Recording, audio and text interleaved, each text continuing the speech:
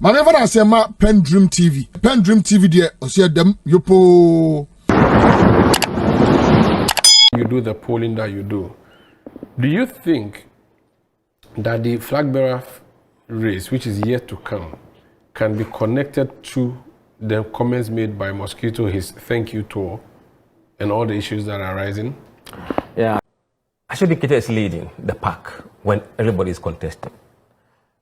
He's around 29% of support of delegates.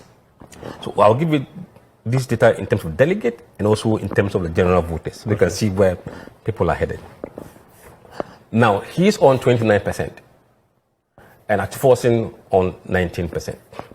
Haruna Idrisu on 11%, Dlozebra on 8%, Jenana 8%, someone else or others 1%. But 24% said they are undecided.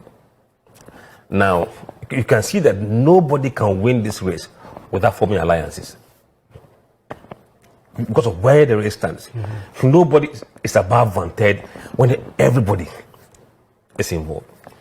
Now, when you say that, okay, let's do head-to-head, when nobody else is contesting, or assuming we've gone to a first round and there's no clear winner, and I said Nketiah comes face-to-face with Haruna Idrisu, how would you vote? The delegates are telling us at the moment that they will vote for Nketiah by 42%. Haruna Idrisu by 22%. But a chunk, about 36% said they are undecided. So these guys who are undecided will play a very key role. I think so. Umaru, everything that is happening in the political space with NDC is geared towards 2027 NDC race or 2028. I don't know when it will happen at all. But clearly, there has been undercurrent about why Haruna was replaced in 2023. They can't wash that issue away. If you listen to the reason Nketiah gave at the time, he said the economy was going to be at the forefront of that election. And he wanted Atiforsin, being the ranking member on the finance committee, to take over leadership in order to push that economy issue in the election. So he made the case based on that, and he did other changes along the line. But it didn't go down well with everybody. There was tension, but they had to kind of bury their differences and forge forward. What he said yesterday, not in any other place than Tamale South, and even Tamale and probably Northern region, is huge. For me, it is interesting to see how that pans out going forward in what we are looking at on the ground. He had to explain again to the people of Tamale why he replaced Haruna, and that if they hadn't done that, maybe NDC wouldn't have won the election. But is that the case? Actually, no. Atiforsin was not on the ballot in 2024, and the whole minority was not on ballot in 2024. It was the President Mahama and Bawumia and the rest who were on the ballot. And indeed, if you look at the issues Ghanaians took into account before they voted, was the economy, was jobs, was education, corruption, and infrastructure development. So these were the reasons why people voted the way they voted, and also not discounting the perception of how the former government had performed. So those were the reasons behind NDC winning that election. But I think he had to explain himself as to whether he had to do that at the time. And in Northern region, I'm not sure that it is politically clever to me as a watcher of pollster, or as a pollster, knowing what I know in the numbers. But what about the view that he ought to have responded? And I'm told that response was before a chief who is either the big brother of the Honorable Haruna Idrisu. So that's what I've been told. I don't know if it's true. Does he not owe the people of Tamale South an explanation as to why their member of parliament was leading the party in parliament and suddenly removed? And I remember how sudden it was when the call came to me around 11:30 that we have removed our leader. Go ahead with the news at 12 o'clock. It was shocking. No, he could have done that in a very better way. In a better way. One, he, I think, over-explained himself. Okay. And that gave room for other speculations to be genuinely asked. And let me tell you, as an analyst, what I see in the question, the way he answered the question. One, he indicated that he is in charge. He was in charge. He is the coach, and he takes firm decision, and that must be a credit to him. But it appears to have taken the credit singularly. I'm coming. That's where I'm coming. And then two, after the event of removal of Haruna, and when the government was formed, he told the president to appoint these people. It gave an impression that the president, had wanted to appoint Haruna Idrisu and Muntaka until he intervened. So you could misread what he said, and genuinely so, because he has given room for people to interpret what he has done.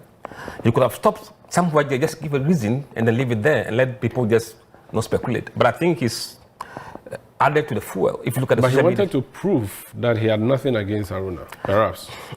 Because he said that's his friend. You see, and don't forget, Haruna served as youth organizer of the NDC when Mosquito was deputy secretary before being elevated to be acting secretary and then got elected in 2005.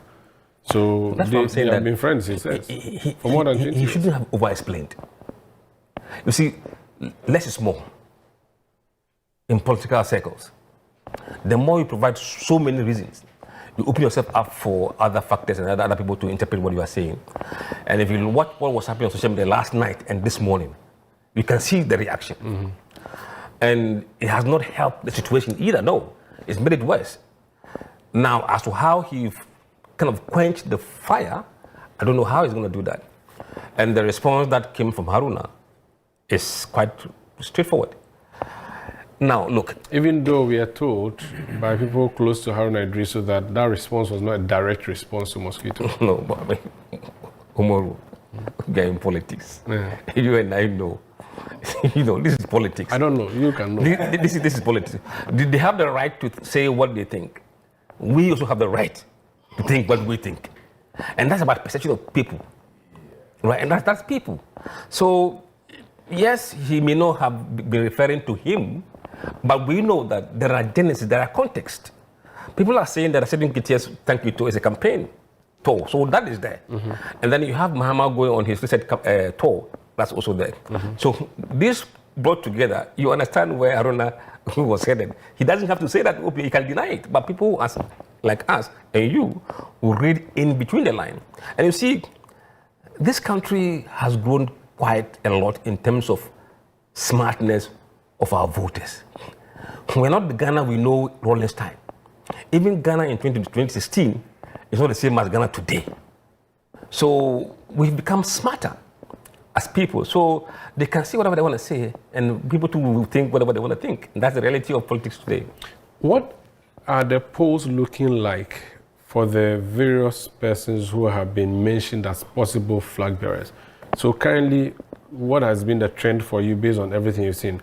Who is leading? Even though Mustafa Bande said you should stop that thing you are doing, and that he has told his party people that they should stop responding to you, which means very soon you won't get any NDC person responding to you. But the ones that have responded so far, how are the polls looking like? Look, Nketiah is leading the pack when everybody is contesting. He's around 29% of support of delegates. So I'll give you this data in terms of delegate and also in terms of the general voters. We can see where people are headed. Now, he's on 29% and Atiforsin on 19%. Haruna Idrisu on 11%, Dlozebra on 8%, Jenana 8%, someone else or others 1%. But 24% said they are undecided. Now, you can see that nobody can win this race without forming alliances, because of where the race stands. Nobody is above one-third when everybody is involved.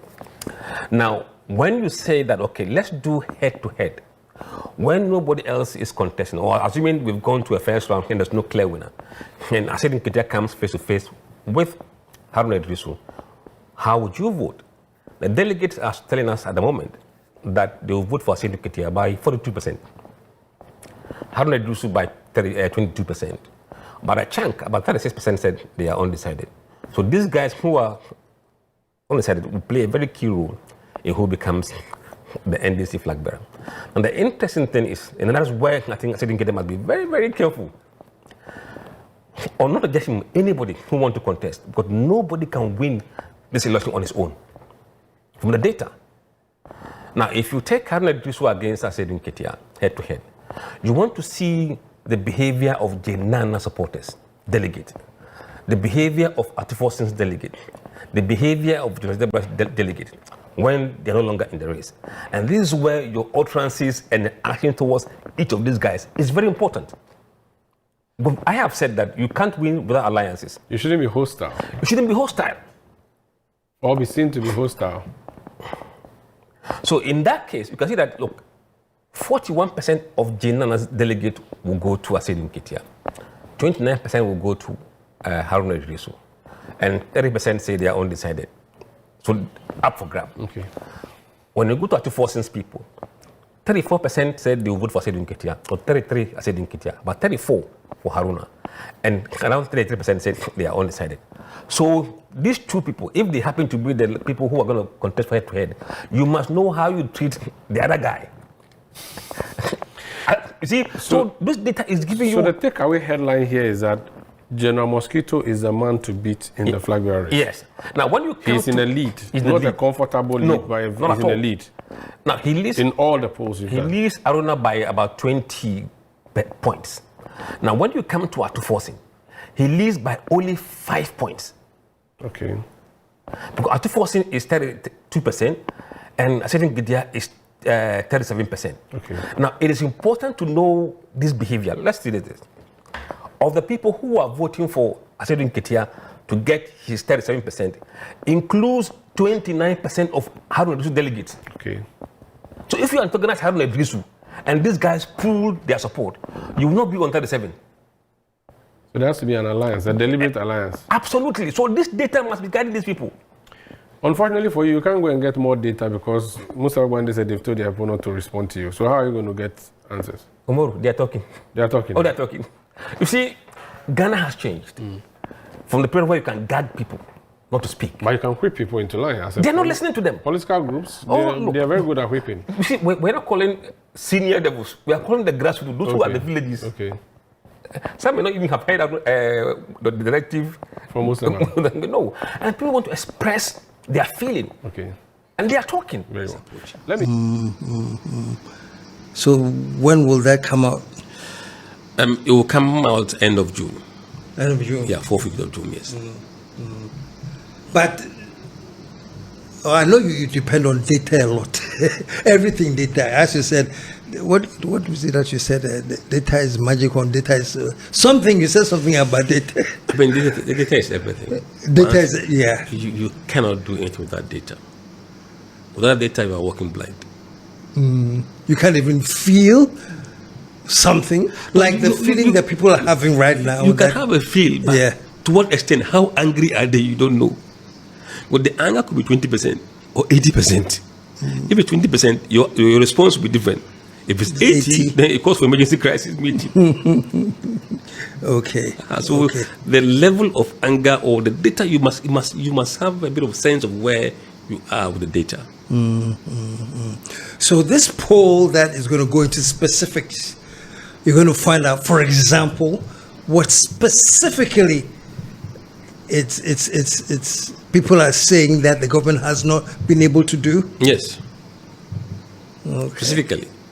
And it's a whole lot of things that we are capturing this time around. And the very long list, maybe I'll try and get the data and we can go through them. But some of them include the things that have made grounds recently. Cocoa pricing for farmers. We are teasing that out. We are also asking them how they think the government has performed on the Dumso. In fact, the Dumso, we have a separate question to asking them about how they think the government has handled the Dumso crisis.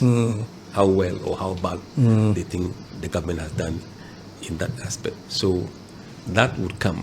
But then in the main survey, we're looking to ask them to give us their views on several areas.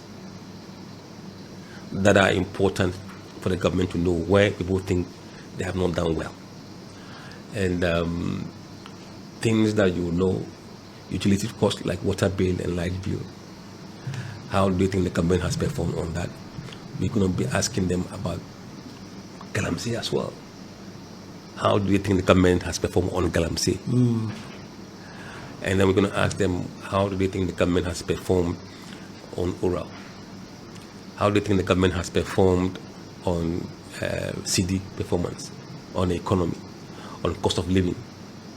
And we've been hearing about cost of living crisis, and we want to see whether they share the belief that they haven't done well on cost of living, or they have done well on cost of living.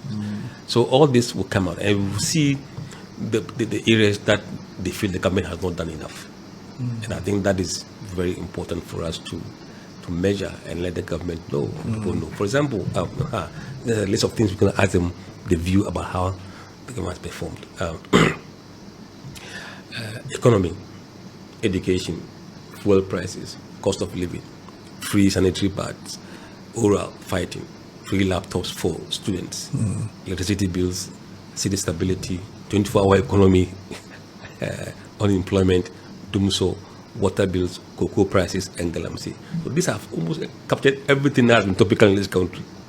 So they should tell us which they have so many options, but they should take only 3 areas they believe the government has not performed. And how the government can assess for itself that, hey, it's what the guys are saying, what do we do? So we begin to ask people to hold people accountable who are in charge of those places. And the good thing is that it's good both for government that is in power to understand what the people are thinking, and for those who are in position who also want to get into power, to know. Absolutely. So you know on which issue to tackle the government, to hit the government on.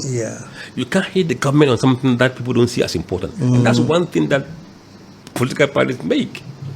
They dwell on something that it has no impact at all for voters.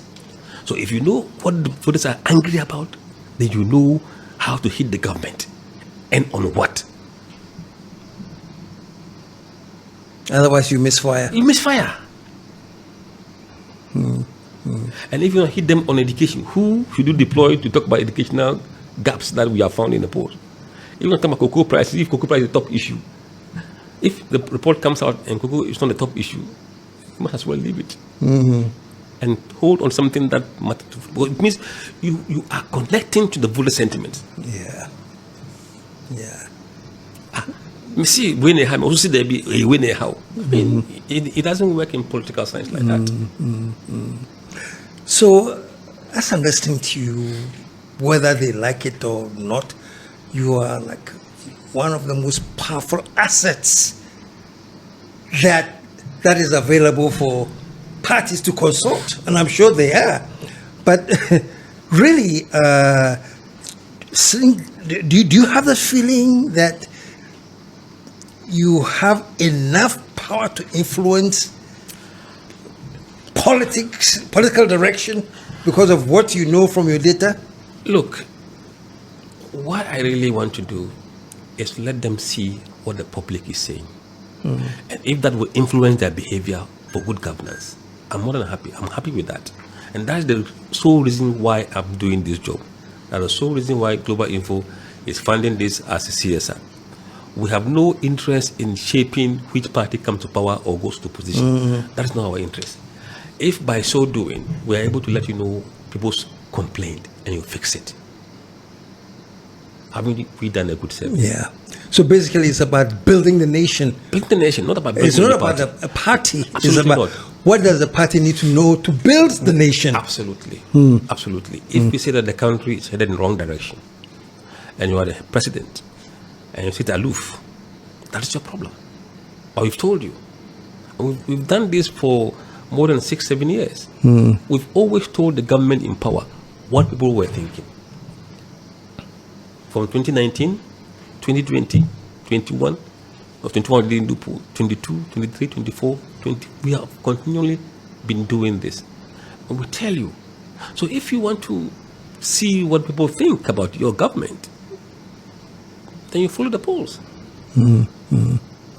Which also means that people have so much vested trust in the polls.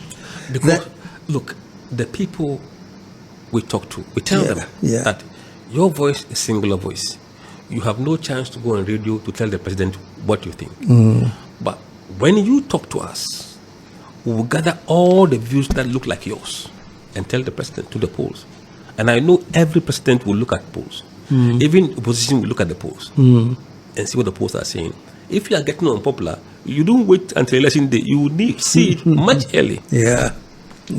So the second part of the question is this. Knowing that, I can imagine that people have approached you, say, Mussa Pacho, your polls, can you tweak it a little bit? Let me look good. I'm not asking for much. We've had several experiences in that. Oh, wow. Yes. Really in the last year and a bit, when we started the MPP campaign, the polling in the MPP, people who are linked with campaign, so here we don't do that. So they've done that. Even the NDC one, they've done it. Both sides have done it. But the thing is that we will let you know the principle we stand for, our ethics. We don't entertain that at all. And I don't go to grounds to collect the data. People who go there and do genuine work, why should I betray their trust? From sitting somewhere in my office here. No, we don't do that. Every data that has come through that I read out came from the people on the ground. My point is that, you have done so well that you have established yourself as a credible source. So they know that if you put them at 2% and they can have a conversation, you can get it to 5%. No, see, I'm not, in this job that I do, I'm not motivated by money. Okay. No, money doesn't motivate me. People who know me. I live a very simple life. My diet is maybe 20 Ghana, 15 Ghana cedis. I'm okay. And look, I've lived a life that I've seen it all. And for me, it's the impact I will have on the society and the country that matters to me. When you say you have seen it all, I've lived through poverty. I have worked in an area where nobody wants to go, but we went there to save this country. I have seen poverty closely to a point that you shed tears. That you feel you were poor. Somebody was worse Than you. And I know the value of good governance and how it impacts on human life. And if we are able to build this country with good governance, I think people will be gotten out of poverty. I believe what I'm doing will change life. It will put pressure on the people in power to do the right thing. Because nobody wants to see his popularity slamming to 34%, 20%. They will do what is right. It will make the president sit on his toes, turn on his toes and take the right decision. If you ignore it, there will be consequences. So for me, money is not a motivator. And again, this job is not my full-time job. I'm a consultant on my own. And I get job from being a consultant. And that job is not a polling consultant. But financial and project consulting. So I don't rely on this. I do this job as a hobby. And that is why I'm in it. Yeah. It's a hobby that could be extremely lucrative if you yes. Well. If you don't have strong ethics to support what you do and be able to say no to people regardless of who they are, I don't care how big you are, I will say no to you. Absolutely not. If you give me a private job to do for you, let me see whether I have a chance. What I see is what I will tell you. And I'm not going to mince my words. I'm not going to say that because you give me a job, when I go next time and you are not doing anyhow, I'll be, no. Professional job. That is it. If you are losing, you are losing. It doesn't matter how much you're going to offer me to. I won't change that. Absolutely not. Look. I am a very religious person, and I believe that this is, you can't betray the people. Trust. You can't betray them. And I like that. You can't betray their trust. No, you can't betray their trust. No. And there's a lot of that writing in your job. Absolutely. It's the foundation Absolutely. is that the people trust what you're put out there. Absolutely. Yeah. Absolutely. Because we tell them that if you tell us what you truly mean, they will hear it. The person says A, and I come and betray the trust and say he said B. No. Wow. I know it's a very difficult job. Yes, the pressure that you come under is quite severe. Just that I don't let it bother me. I just take it, brush it off, and I move. I mean, look, it's a lot of pressure. What posts have you come up with that was so contentious that people were like ready to face you? Everything I put out there is contentious. Look, recently we put out a data, that's a fact, which showed how MPP has declined from being the party with the most voters to the party with the least voters. From the most to the least? Yes. And people sometimes are in denial. But what else can you say? You look at the polling data in 2024, that puts MPP around 37%. And today, they're around 25%. People don't want to believe it. To a point where you tell someone today that if you line up their accounts in Ghana here, out of 100, 40 will say they are NDC, 30 will say they are MPP. This is shocking. Their accounts? Yes. Accounts? Yes. That is shocking. We just put out a data that compared 2024 to 2026 about party affiliation, region by region. And we showed where the parties were before and where they are now. Look, I hope it's here. You take Bono of the Ahafo region. The Ahafo region is an Akan region. What has happened there? If you take Ashanti, an Akan region, what has happened there? If you take Bunu East, what has happened there? If you take Western region, what has happened? Look, we have looked at each region one by one. And let me just tell you the difference, the change that has happened between 2024 and 2026. In the Ahafo region, those who support MPP has declined by nearly 8%. And those who support NDC has gone up by 14%. If you go to Ashanti region, MPP has declined by 26%. NDC is up 12% compared to 2024. If you come to Bono, MPP is down 7%. NDC is up 13%. Bono East, MPP is up 4%, but NDC is also up 27% in Bono East. In Central, MPP is down 14%. NDC is up 26%. In the Eastern region, MPP is down 10%. NDC is up 17%. If you go to Greater Accra, MPP is down 8% and NDC is up 7%. In Northeast, MPP is down 6% and NDC is up 16%. Northern region, MPP is down 4% and NDC is up 4%. In the OT, MPP is down 5% and NDC is up 21%. Savannah, NDC is down 4%, MPP is up just 1%. In the Upper East, MPP is down 17%. NDC is up, it's also down 2%. The rest have moved to other floating votes and so on and so forth. If you come to Upper West, MPP is down 17%, NDC is also down 2%. We go to Upper West, MPP is down 2%, NDC is up 2%. Volta region, MPP is down just under 1%, but NDC is down 5% in Volta region. Western region, MPP is down 10%, NDC is up 18%.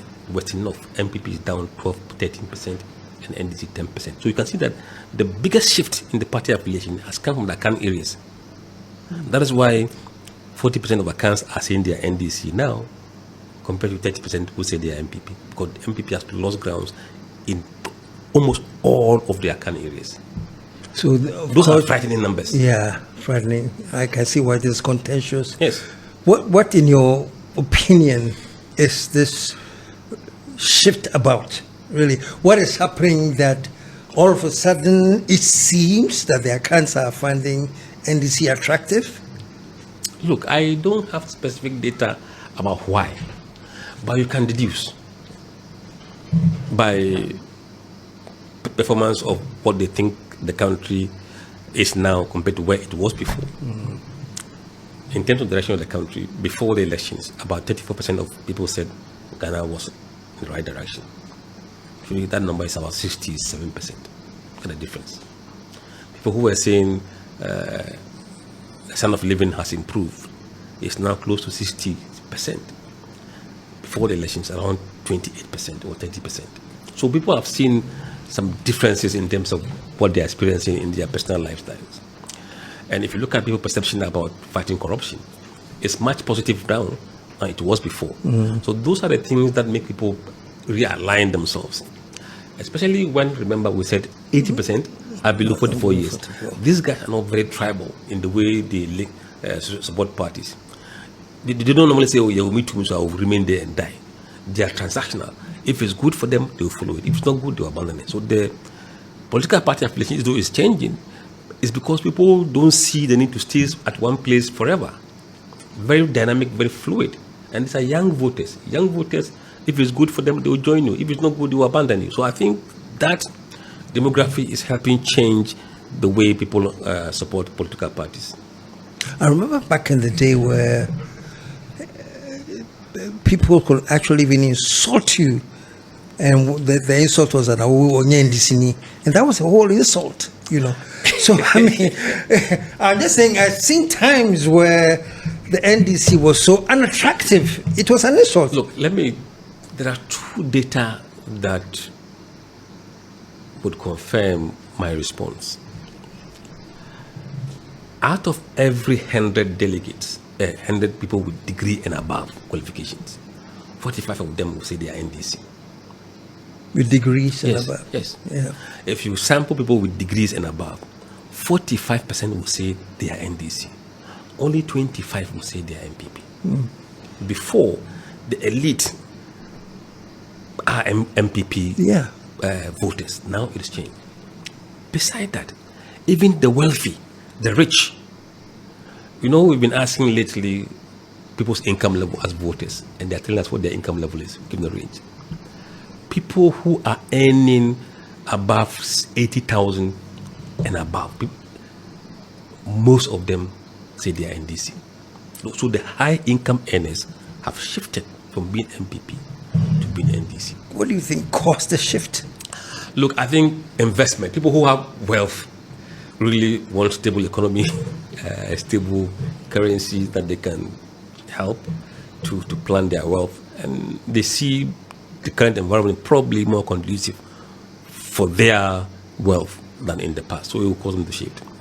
Some too, I think they had investment in the bonds and other government treasuries that the DDEP really hit them and they lost the money. So they have that kind of anger against the party that caused that. So that is some of the reasons that you could ascribe to it. And then also, even the elderly voters, older voters. These older voters are normally conservative voters, and they are normally MPP. Now, older voters have abandoned them. Really? Because again, the DDP, the pension issues, they suffered most. So you can trace some of this movement to events that have happened in the past compared to now. So you can see the problem. So, I mean, they have a lot of work to do as a party to rebuild trust, rebuild confidence. And as a party, I think they must put everything in there to do that, because you can't lose trust for a political first party. First of all, do they believe the poll?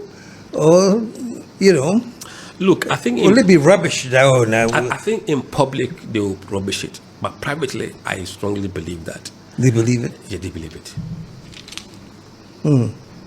They believe it. I believe so. Because look, if you look at the sentiments people express, even in social media, and how they react to certain things coming from the area of MPP, it gives you a sense of people who still have anger, and that anger has to be managed. They have to begin to tame the people's anger by new strategy, new communication strategy, new approach, new way of engaging the voters. I think that must be the most important thing now for MPP. People should not see them and still be angry at them. We need a very effective position, a very good one, for us to have a good governance in place. If you don't have a position that nobody trusts it, then it's going to be a problem. You give free right to NDC to do whatever they want to do. We don't want to have that. But I think it's in the interest of MPP to really sit down well and analyze the issues and sincerely try and take steps to address it. Which looks like it will be tough if you haven't been able to accept that this is true.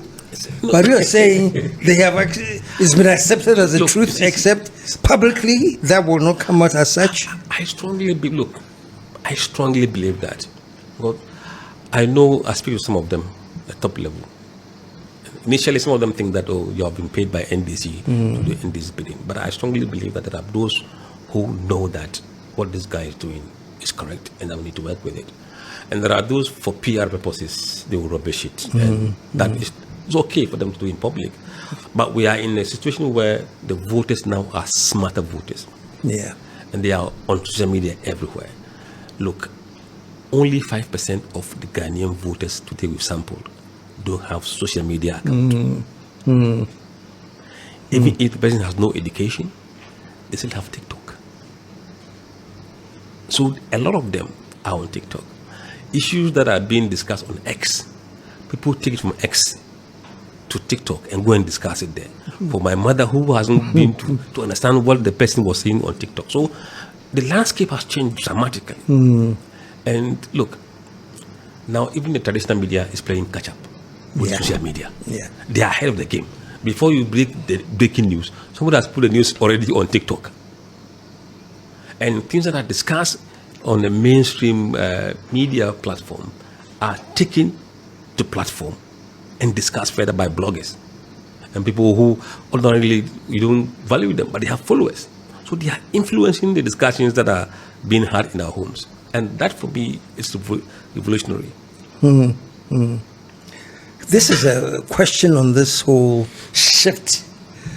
And I have a guest recently, he was talking specifically about the personality of Mahama. And he said that personality alone, he said, was such a likable personality. He thinks that part of the influence is, does your data pick that up anywhere? Is the personality such a big role? You see, as a pollster, either you have specific answers or you want to use other data to collaborate what you are seeing. If you look at his approval rating as a president, he gets the approval rating now, in fact, per the March poll, every region in this country approve of the way he's doing his job. Just like him. Every region, no exception. All the 16 regions, approval rating is above 50%. In all 16 regions. And that is the first time we've seen this happen in our polling history. Never happened before.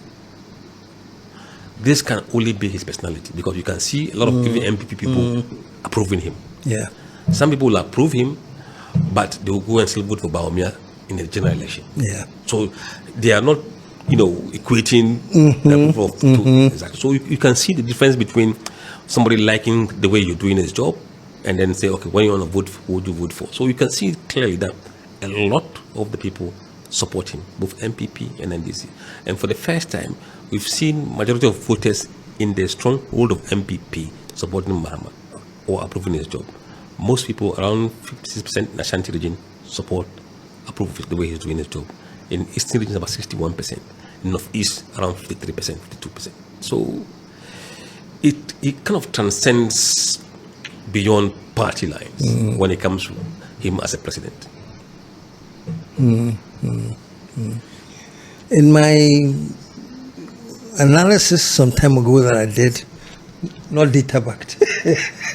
But what I said was this, because Rawlings came out of a revolution, executed heads of states, and he was that kind of, military dictator kind of thing.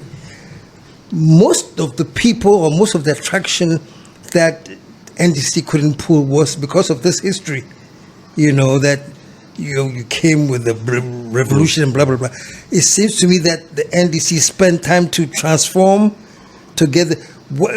That's my own dataless thing. Let me consult you. Sample of it is pure demographic changes. Demographic Changes, yes. In 1981, this happened. In 1979, who was alive among these people who we said they are 40 years and above? Yeah. And so over time, those kind of things lose currency. Yeah, people don't even relate to it. They don't even know it. And that's the problem for some even the Nkrumahist.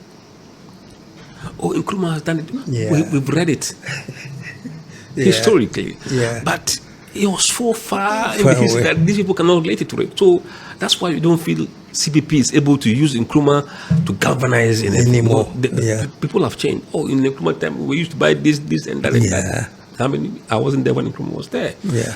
So the demographic changes has changed everything. And Rawlings, after he left power, he lived as an ordinary citizen. He didn't cause trouble. He lived a normal life. So people don't say, part of the transmission to democratic rule was still under him. Yeah, so people give him credit that when he went, he didn't come back with another gun to remove democracy. So that respect, he gets it. And I think he's even more revered now that he's gone. People really speak well of him than now that he's gone than when he's alive. That's as Africans. When you die, that's when we cherish you.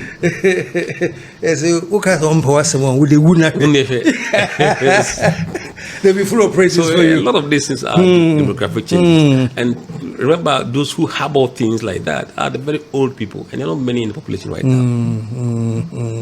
Nkrumah Mresu, JB Dankwah Mresu, Vladada Mresu, they don't know.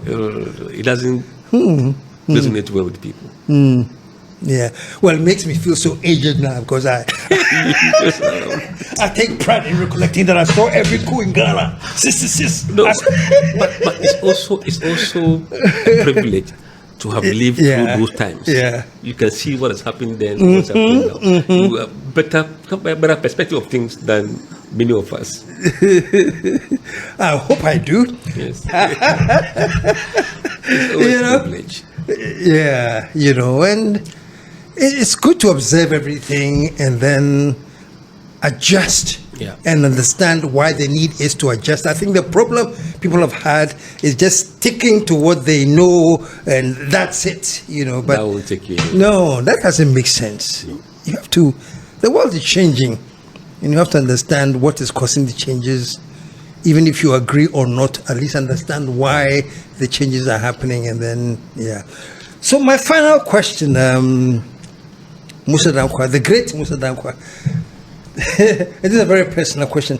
How do you feel personally? Do you feel you've accomplished quite a bit? Because now, whether people like it or not, people are now understanding the need to respect polls. No, personally, I feel fulfilled. If I hear what people tell me on the street. This morning, I was part of a program by a group of African political consultants at the UPSA. And a gentleman I met there is from Ebru. He's from where? Ebru. Okay. On the mountains. Okay. And he expressed the joy when he puts me on TV explaining these polls. And we've also had times when students call you about data during their PhD, they have no data. And we give them data free of charge. When people see what you do and how you've opened their eyes, I think this country has changed forever. Whether I'm alive or dead, I think polling, the way we do it, has come to stay. And Global Info is not Mussa Dankwah. That company is there and will be there to continue everything we've been doing. and I believe we've made a huge impact. We've been able to cut through the noise, let the public see what is out there without the interference of politicians. In the past, they've controlled the narrative. This time around, the people are driving the narrative. So all the politician has to do is to keep quiet and learn from what the people are saying. Absolutely, because the voice of the people is the voice of God. And in the past, there was so much interference. Oh yes, I mean, They wanted the people to... not to know what is happening. Yeah. You see, and one of the reasons why we have problems is that if you look at what is happening in the NDC race, everybody, every home is discussing the options available for the NDC to choose from. They are discussing the strengths and the weaknesses of each of the options. When you do that, you are able to make a better decision in the end. Right? Because somebody will say, oh, this person has done that, and everybody will engage in the conversation openly. So at the end of the day, when you are going to elect someone, you know everything about the candidates and you make an informed decision. If we don't put this data out there, there will be no discussions at homes. And sometimes the politicians don't want this discussion to happen in the first place. It may be that he will not be the one who would benefit in the end. So such person will fight against that. Or their accessories, people who are working for them, will do everything to tarnish your image. But they don't want the debate to happen in public like that. But we have opened the space. From MPP time, we did it. So why should we do anything different from the NDC one? I mean, we have to be very fair and unbiased to MPP. And before, people were saying that we can't do what we did to MPP in the NDC race but we are doing. We haven't stopped. Nothing has changed. That is that they should focus to what they are doing as a government, not to focus on the polls. The polls just to let you know people's sentiment, and that whoever will lead will have to make a case for himself through the eyes of the public and also for the delegate. I think the transparency has been enhanced, and the discussions are happening everywhere, and that discussions is what enhances democracy. Well, what can I say? Congratulations, man. I mean, for me, people are doing polls. It's not like you started it. No. But you have made it credible. And you have made people understand that it is not something that you go in so that you can make money out of. Even though you can, that is not your profession, anything. No. And I think I'm congratulating you now because that is the brand called Global Info Analytics. It's solid. Absolutely. You know, and it can be tempered with... Absolutely. We believe in doing the right thing for the good people of this country. You are. And nothing more. You are. And keep it up. Thank you. Mussa Dankwah. Okay, folks, thanks for joining us. And I'm glad you tuned in. I've learned a lot, so I know you have. And thank you very much to my guest, Mussa Dankwah. He has become so popular that one time somebody said,